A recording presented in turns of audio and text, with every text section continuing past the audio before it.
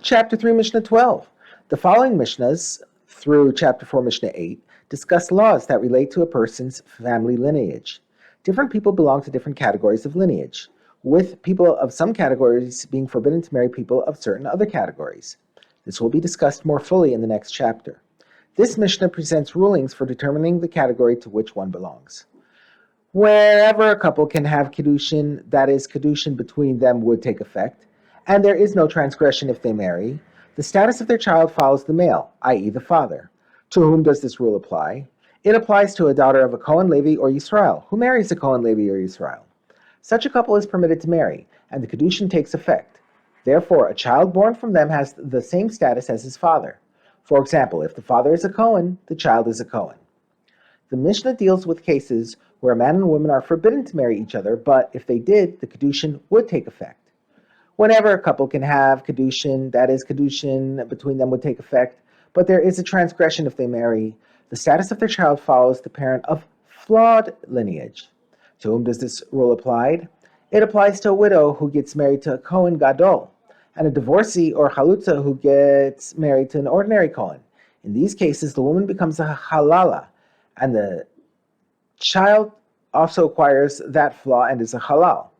This rule also applies to a mamzeres or a nesina who gets married to an ordinary Jew, or a daughter of an ordinary Jew who gets married to a mamzer or to a nasin.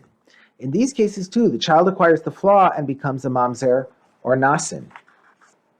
The Mishnah discusses couples who are not only forbidden to marry, but their Kiddushin would not even take effect. First, it deals with a woman whose Kiddushin with this particular man would not take effect, but her Kiddushin with another man would take effect. Any woman who cohabits with a man with whom she cannot have Kiddushin, but she can have Kiddushin with other men, the child she has with this man is a mamzer. To whom does this rule apply? It applies to one who cohabits with any of the ervas in the Torah, such as a close relative.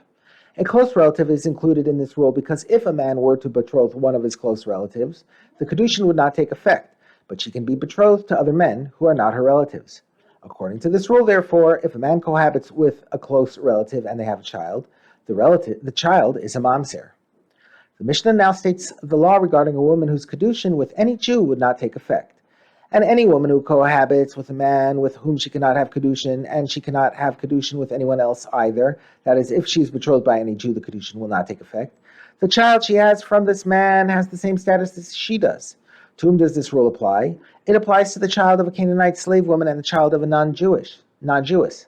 These women cannot be betrothed by any Jew. Therefore, if a Jew cohabits with one of them, she passes her status as a Canaanite slave or non-Jew to their child.